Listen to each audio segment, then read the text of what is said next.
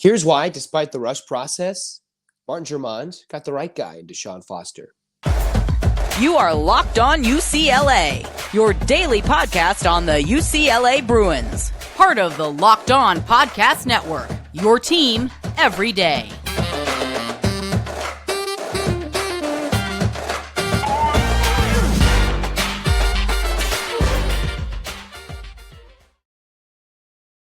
Welcome, everybody, to this edition of the Locked On UCLA podcast. I'm your host, Zach Anderson-Yoxsimer. Thanks for making this show your first listen each and every day. It's free wherever you get your podcast, and it's available on YouTube. Like, comment, subscribe, review. Thanks for your support. This episode is brought to you by FanDuel. Make every moment more by visiting FanDuel.com/LockedOn to get started. All right, we're going to talk about Martin Jarmond's process a little bit and why DeShaun Foster, after the introductory press conference, signifies a step away from Chip Kelly. Easily signifies. 16-year age gap between these two coaches. Foster's been at UCLA for quite some time, on and off once a couple years, left to go to the Raiders, but came back to get a great opportunity in his coaching career that I'm not sure he expected at this age or maybe wanted prior to this year. But once it became clear that the UCLA job was open and he was willing to step to the NFL, he came back, got quite the love from all the UCLA players. And in my mind, I think proves, hey, despite all the naysayers saying it's only for this current roster, well, what happens if this current roster just leaves and decimates the program this year?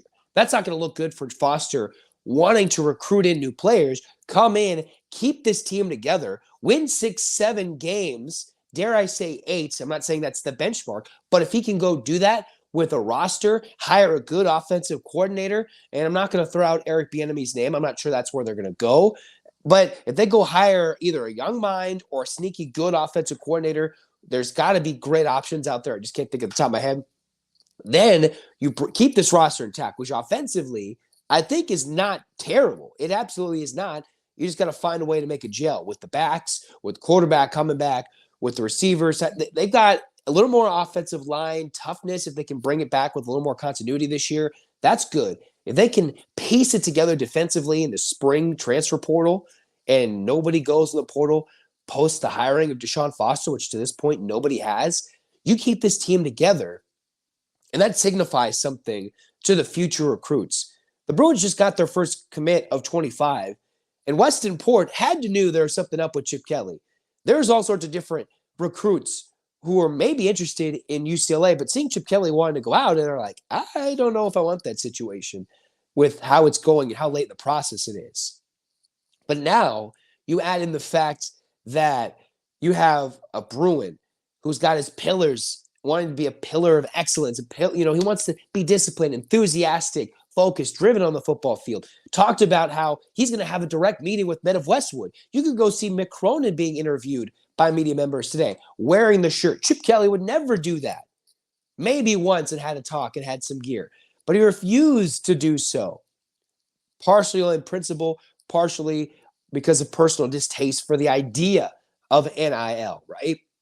So here we are with another youth infusion in this day and age of college football, because I think the older coaches are slowly getting phased out, the lack of interest in NIL, the portal, recruiting, triple recruiting players. That's something Foster's going to have to learn, and I think he's got a good relationship, better connections, realizes the branded entity that is UCLA beyond just the football field, mentioning about men's and women's basketball, talking about, hey, they're global, they're going to Europe. Talking about, hey, we're football. We packed the Rose Bowl when I played. Let's go do it and do it again. But it's up to the fans to bring that same energy in the early 2000s. Got to bring the energy. Because as much as Chip was not energetic, loquacious, very fun, other than a couple of interviews with like Pat McAfee or anybody, you got to bring the energy. It's a two-way street. Support and the coach. UCLA hasn't always gotten the support, whether it's be administration, the fan base, continually. Everybody's got to come together and bring their part. The NIL, collective, supporting, showing up to games, giving love to the players, that is half the battle. DeShaun Foster has to meet and do so much. He can't do everything. But what he can do is focus on, one, getting a good offensive coordinator. Two, ensuring that his best players currently don't leave the portal. I think the Bruins are pretty safe. I'm not sure about those players who transferred in prior to Chip Kelly leaving, if they're going to leave. But so far, everybody's hyped. So the guys who don't currently have a relationship with just DeShaun Foster, we'll see what the portal looks like there.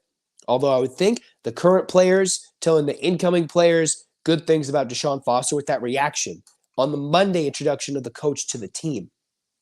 So despite an expedited process of 50 names on a list, 11 interviews over a weekend, it came clear that UCLA wanted somebody young, energetic, understood the players, and didn't want to completely decimate the roster. And to be honest, DeShaun Foster wouldn't have got this job if Chip Kelly was fired in November or December. Heck, even January, if they wanted to get a little crazy. But here we are, and I still think how it played out, it's the right man for the job. Even though they want to go after a little bit of Nebraska's defense coordinator, even though PJ Fleck was rumored, and then all of a sudden he's wearing khakis or capris and talking about, hey, I'm going to stay in Minnesota with what he's done a good job there for a program that UCLA will be playing. All right. The energy, the infusion, the understanding of where the players were frustrated under the Chip Kelly era. But now you just got to get the X's and O's. If he can get the X's and O's, I think he's got, in my opinion, the intangibles, the making to potentially leading UCLA into a future that is unknown, uncharted territory, uncharted waters in Big Ten life. Because regardless of who was the coach, Chip, DeShaun, anybody, this was unique territory to go play Big Ten football, which some might say toughest conference outside the SEC, or is the toughest conference, or it could be the most overrated conference. But the money going to be brought in, the recruiting expansion on an even more national scale, maybe even global scale, the way this game's going, considering Collins H.M. Pong is one of the earlier incoming transfer recruits. He was somebody that he's coming across the globe. You got all sorts of things coming in, and I think DeShaun gets that. He's younger. Should have a lot more passion, the emotion brought in. Chip Kelly never truly, in my mind, showcased that emotion. And you don't need that as a head coach all the time. But what's clear from Martin Jarmond and UCLA to pivot and go the opposite direction. When you see coaches either fired or leave, and the administration wants something else, and the athletic department wants something else, they go the opposite direction in terms of energy, outlook, positivity. And that's what they do with DeShaun Foster. Without changing too many things, we'll find out what he does offensively and if he has to do any staff changes. But most importantly, continuity, youth infusion, bringing in and keeping the team together. Because that will set the stage and serve as a foundation for the rest of his recruiting in 25 and for all these new incoming high school recruits, which hopefully UCLA can get. They'll be like, hey, who's this UCLA coach that comes in here? Chip never did this consistently. Now the Bruins are going to go out and hopefully make a difference, recruiting, continue to do so in the portal, and get the love from the fan base. So despite the expedited process, I think UCLA got their emotional leader, which is not what they had in Chip Kelly. He was an X's and O's guy and proved it because he wanted to go to Ohio State, be an X's and O's. I think DeShaun Foster can be that leader, which is what this program needs more than an X's and O's. He just got to hire the right guy to bring in the X's and O's and draw up plays and lead this team to Big Ten success and not just crashing down and burning to the bottom of the Big Ten, right? Go Bruins. I'm excited about this extremely, extremely unique time in UCLA football. Unique time, though, for men's basketball because they are cruising.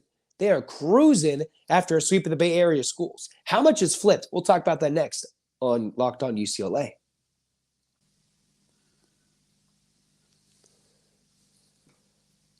All right, the big game's come and gone, but you can still go to FanDuel and get your love in with America's #1 sportsbook. So if you're like me and you score the best seat on the couch on Sunday, watch the big game, and maybe you're enjoying your favorite snacks, you played some super bets.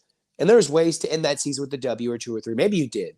But if you didn't, there's many ways to go and enjoy FanDuel. Because new customers, join today, and you'll get well over a lot of enjoyment with FanDuel. Because you check here, you will get $200 in bonus bets if you win your first bet of $5 or more. FanDuel.com/lockedon to sign up. That's FanDuel.com/lockedon to sign up. Make every moment more with FanDuel, the official sportsbook partner of the NFL.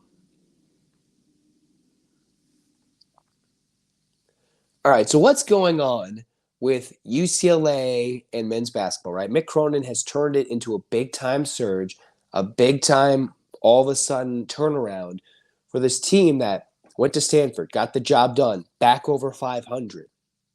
Beat them, put up 80 points.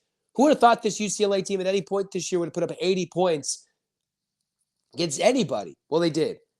And Stanford's defense is bad enough to give up 80 points at any point, and UCLA proved they can do so. They had some threes. The Bruins guarded the three, hit nearly half their threes against Stanford, and beat them basically at their own game, knocking down a bunch of threes, ran the free shooting Cardinal off the three-point line, and the Bruins shot 30 free throws. Out-muscled Stanford in a win. Then you go to Haas Pavilion in a hostile, near sellout crowd, basically sellout crowd in Berkeley on national television in the middle of a prime-time Saturday slate of games. The Bruins go out, get an early lead against Mark Madsen and company in Berkeley. And the Bruins grind it out, get the job done, and win, right? It was Sebastian Mack getting a bunch of shots one game, but this was a game where Andrews didn't shoot the best. Bona didn't have a lot of time. He was going against Fardaz Amac, and neither player played 30 minutes. Stefanovic didn't shoot a lot, but he went 12. He didn't make a lot of shots, but went 12 points, 13 rebounds. It was a slow grinded outside the game. The Bruins weren't shooting the three, but out-rebounded the Golden Bears. And most importantly, the thing that has really revitalized this UCLA team, which numbers have seemed a lot better shooting the basketball, even though maybe marginal increases from three, and sometimes they get red hot from downtown. The big thing is they have not turned it over. 10 against Stanford, 7 against Cal, and they've been more physical, getting the boards, earning more offensive points by going at second chance, getting a Dembona on the floor. And I think the sneaky big times that we've seen, the big change, Adai Mara is playing serviceable minutes from 0 to now 12, where he's hitting 6 points, sneaky, amazing passes where he's just flipping and dropping dimes. Like, that is what Mick Cronin promised. That is what the scouting report had in Adai Mara. And that is only a small impact of what UCLA brings. For Mara, going from the 5th center on the roster to outplaying Nuba by 10 minutes a game, that's where the Bruins are going. And to win a close game like they did at Cal, where they had a big lead, they let Cal slip in, go back and forth, and the Bruins get a big-time jumper, mid-range J from who? Dylan Andrews, who had the big win against UC Riverside at the last-second layup, this time at the mid-range J, and knocked off the Cal Golden Bears and buried it. Even on a day he didn't shoot that well, hit some free throws, and still found his way to double figures. That is a winning-type mentality. A game where the Bruins normally don't win this game in parts of December. Mick Cronin talked to the media about this. When you're playing teams that aren't good on the road, you can't look at specific statistics. You play UCLA at home in December, January, like Cal and Stanford did, ugly. You play UCLA now, the Bruins are hot. They are 13-11, 8-5 in Pac-12 play, and are flirting with a 2 seed, being number 2 in the conference, and an outside chance, maybe one triple overtime loss away from Arizona at Utah, even though they knocked off Utah on the road, from UCLA flirting with a good, strong push to potentially get in first place in Pac-12 play. Isn't that remarkable with how this team started and the outlook and how much this team has grown? Well, now this is a big week. When you get Colorado, you get Utah coming in, and those teams, remember, UCLA didn't play Colorado. They went to Utah. This is when this whole streak started. They got beat down in Salt Lake City. The slaughter in Salt Lake when the Bruins lost basically by 50. This will be a great time, a great turning point to prove that the Bruins have only lost 1 game since that game at Utah. You win this game and games against Colorado, who has at times flirted with the bubble. Utah, who is playing themselves onto the bubble, but is currently, depending on bracketology projections, either just slightly in or just slightly out. They've missed opportunities to put themselves in more, but they're down near the middle, bottom tier of the conference standings-wise, but overall has some big wins like beating BYU. To go beat Utah at home, to be at a very solid Colorado team that does struggle on the road, if you look at the numbers just from a wide lens, this would be a big-time week for UCLA to make some noise. I'm not sure they're close enough. Mick Cronin said this as well in his conference. I'm not thinking about the bubble.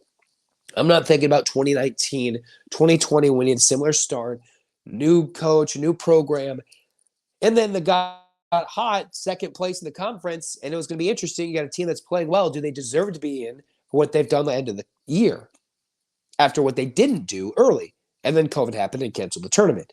UCLA is looking at a similar outlook, but they still got to win these games. You can't even talk about any sense of a bubble at large brand berth, which what UCLA would get if they win all their games outside the conference tournament. They just need to continue to grow. Mick Cronin says, hey, turnovers, big part of why they're getting more chances. They're not necessarily always shooting better. They didn't do that against Cal. But to win a game where you're on the road, it's a slugfest. You can't shoot the ball. It's rebounding and not turning it over. When UCLA turns it over, this team is not good enough to win a game when they turn it over 15 times.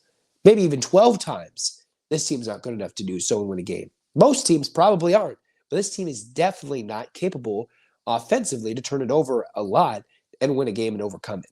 Some teams are. This team is not. They have found the defensive ability. They found game plans to run Stanford off the three-point line. And just a month-to-month turnaround. Play a team at home a month ago, and they go in their place where it's energetic and emotional, and you beat them. That is a testament to this team. Adamara's growth. You've seen Dembona do big things. Dylan Andrews making clutch shots with the mid-range. Even though he didn't do so against Cal from three or his jump shot was off, he still was a gamer. And Mick Cronin is finding ways to utilize players in certain roles that can make impacts in big games. Whether it's Devin Williams in that USC game and Adamara, maybe Berke hitting a clutch transition three against Cal to keep the run going for the Bruins. And defensively, they're being active, which is what UCLA needs to do beyond Dembona. It is amazing. We'll go more in depth about this team and what's coming up. But just recapping a great weekend. And speaking of a great weekend, the women swept the Arizona schools. And Lauren Betts is back. Let's talk about that to wrap up Locked On UCLA.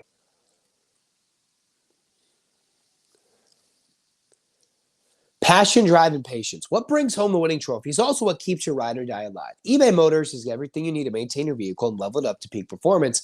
From superchargers, roof racks, exhaust kits, LED headlights, and more, whether you're into speed, power, style, eBay Motors has got you covered. Over 120 million plus parts for your number one ride or die, you'll find exactly what you're looking for. And with eBay Guaranteed Fit, your ride is guaranteed to fit every time. Your part is guaranteed to fit your ride every time or your money back. Because with eBay Motors, you're burning rubber, not cash. The parts you need at all the prices you want. Turn your car into the MVP and bring home the dub. Keep your ride or die alive at ebaymotors.com. Eligible items only. Exclusions apply. eBay Guaranteed Fit. Only available to U.S. customers.